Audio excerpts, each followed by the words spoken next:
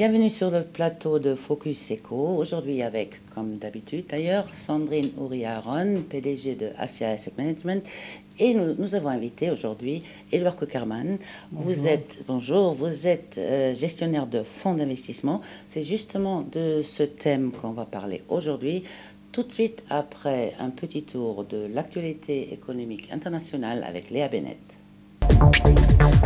50% de super riches de plus d'ici 10 ans.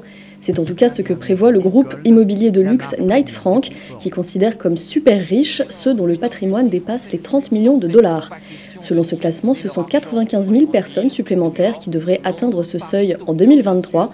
Sans surprise, c'est en Asie et en Amérique du Sud qu'est attendue la plus forte progression.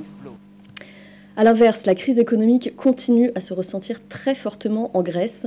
Au dernier trimestre 2012, le produit intérieur brut du pays a reculé de 5,7%. C'est beaucoup, mais c'est tout de même mieux que les 6% initialement prévus. Sur l'ensemble de l'année 2012, le PIB grec s'est contracté de 6,4%. Enfin, sport et argent font bon ménage. Le journal L'Équipe a publié ce week-end son classement annuel des sportifs français les mieux payés en 2012.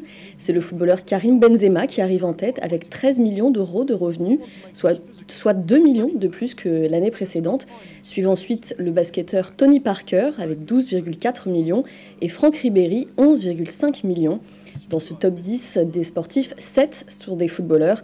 Et notons tout de même qu'aucune femme ne fait partie du top 50. Retour sur le plateau de Focus Eco. Je vous disais, on va traiter les fonds d'investissement aujourd'hui.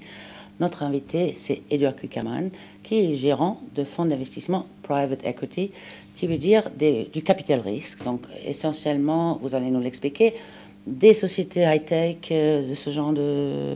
Des sociétés israéliennes, principalement, qui ont toujours un élément technologique très fort. Et vous gérez, vous m'avez dit, 5 fonds. On a créé 5 fonds, vous avez créé 5 fonds, dont 3 récemment. Et on investit donc depuis 1993 dans cette industrie.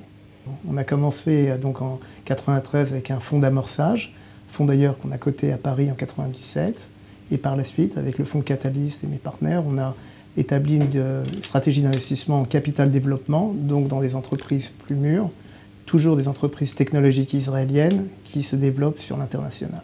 On va en parler de Catalyst un peu plus tard. D'abord, Sandrine, expliquez-nous un peu quel genre de fonds existe, dans quel il faudrait investir ou plutôt pas.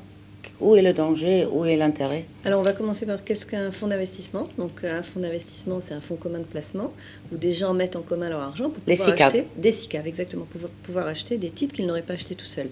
Donc, on peut avoir des fonds d'investissement sur des actions, sur des obligations, sur des produits plus risqués. Il va y avoir des... En fait, ça va être selon des secteurs, géographiquement également selon des pays.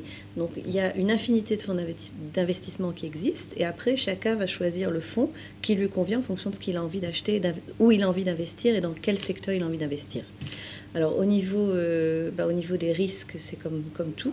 Donc, il faut bien choisir son fonds, savoir regarder les track records, ce que le fonds a fait jusqu'à présent, combien de temps il existe, quel est surtout le manager du fonds. Donc, c'est très important. Le gestionnaire du fonds. Le gestionnaire du fonds. Donc qui est celui qui décide quelle action on achète, quel titre on achète, dans quelle société on investit. En fait, le gestionnaire du fonds est libre de faire ce qu'il veut dans sa politique définie dans le fonds. Mais si, disons, c'est un fonds d'action, il va être libre d'acheter, de vendre les actions quand il veut, comme il veut. Donc, effectivement, c'est très important de savoir quel est le gestionnaire à qui on a affaire. Nous en avons un sur le plateau ici. Monsieur Cukierman, donc vous avez créé des nouveaux fonds dans les pays émergents, donc Israël, Chine, Israël, Russie. Est-ce qu'aujourd'hui, il faudrait aller sur ces terrains-là, Chine, Russie? Oui, pendant de nombreuses années, on a été très focalisé sur les marchés européens et les entreprises de notre portefeuille, on les aidait à se développer sur les marchés européens. Or, quand on voit l'exportation des sociétés israéliennes sur les marchés mûrs comme les États-Unis ou l'Europe, on voit qu'on est en stagnation depuis 3 ans. Et en parallèle, on voit que l'exportation vers la Russie ou la Chine a augmenté de près de 30% par an sur ces 3 dernières années. Donc les entreprises israéliennes ont besoin de se développer sur ces marchés émergents. C'est l'avenir du développement de ces entreprises. Et c'est pour cela qu'on a créé récemment un fonds Israël-Russie, Israël-Chine, dont le but, c'est d'aider des entreprises israéliennes à se déployer sur ces marchés-là. D'accord. Donc on disait tout à l'heure, c'est capital risk. Ça ne veut pas dire vous risquez votre capital, c'est autre chose. C'est vous aider. Vous êtes kind of a business angel. non? Non, alors les angels investissent en phase d'amorçage, c'est ce qu'on faisait il y a 18 ans. Depuis 2000, en fait, on a décidé d'aller sur des sociétés beaucoup plus mûres, qui ont typiquement en moyenne 10 années d'âge, qui ont déjà des chiffres d'affaires conséquents. Une partie d'ailleurs des sociétés de notre portefeuille sont des sociétés publiques, où on prend des positions souvent de contrôle, afin de les aider à se développer sur l'ensemble des marchés internationaux. Et pour un investisseur privé, ceux qui nous regardent, pour investir dans ce fonds, comment on fait? Comme c'est un fonds de private equity, par définition, est un fonds qui n'est pas liquide, puisqu'on fait des investissements à long terme. En moyenne, on reste 4 ou 5 ans dans les sociétés de notre portefeuille.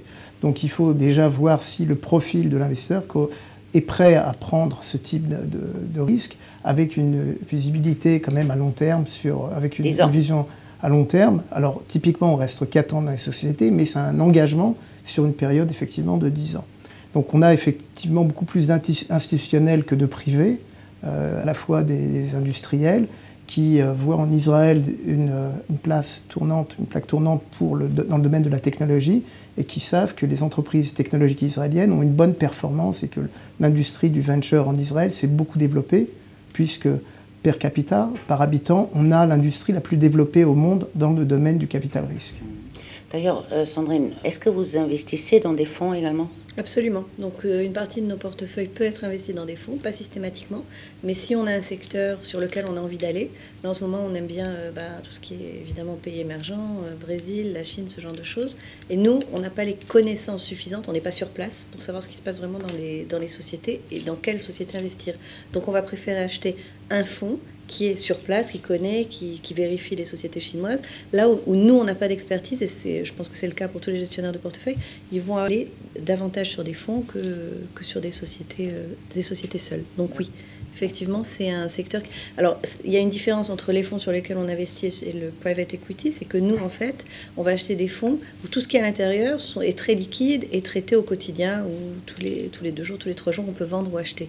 Donc ça va être toujours dans un souci de liquidité, et on peut aussi investir des petits montants. Donc on n'a pas besoin aussi d'investir des gros montants, mais ça va être toujours dans ce souci de permettre aux clients de sortir quand il veut, d'être extrêmement liquide. Donc, ce sont 2 investissements qui sont totalement différents. Oui, on parlait du fonds Catalyst tout à l'heure au début de l'émission. Vous avez donc comme partenaire Yair Shamir, qui est le fils de l'ancien Premier ministre. Ça fait longtemps que vous travaillez ensemble? On a démarré notre coopération en 1999, il a rejoint le fonds. Il a été par ailleurs le président de Israeli Aircraft Industry, de El Al. Et il a décidé, il y a quelques semaines, de se présenter aux élections, et donc il rejoindra probablement le gouvernement. Ah, le scoop, on l'annonce. Il y aura donc 2 personnes apparemment du monde économique qui vont rejoindre le gouvernement de Benjamin Netanyahu. C'est donc Bennett et votre partenaire. Et c'est vrai que ça a créé un changement dans l'environnement politique habituel israélien, puisqu'on aura 2 hommes d'affaires qui ont chacun une exposition assez importante dans l'industrie de la high-tech, qui ont fait leur preuve dans cette industrie, qui vont rejoindre le gouvernement. Je trouve que c'est bien dans un gouvernement d'avoir des gens qui ont une expérience, qui viennent de la société civile et qui peuvent contribuer au développement de l'économie israélienne. Ça peut que faire du bien, je pense, non? Je suis d'accord. L'émission arrive presque déjà à sa fin. Sandrine, votre conseil? Alors mon conseil aujourd'hui, ça va être si vous avez envie d'acheter des actions sur le marché israélien et que vous n'avez pas des gros montants à investir. Donc, vous pouvez investir sur le marché israélien grâce à des fonds communs de placement, que ce soit en euros, en dollars ou en shekels. Donc, utilisez ces instruments pour pouvoir entrer sur le marché israélien. Merci Sandrine. C'est la fin de l'émission. Si vous avez un autre conseil, si vous avez envie d'investir dans la high-tech israélienne, dans les sociétés, M. Kuckerman sera votre partenaire. Et on vous donnera son téléphone si vous nous écrivez sur notre boîte email focuseco@yahoo.com que vous voyez inscrit en bas. Merci beaucoup de nous avoir suivis. À demain, même heure, même chaîne.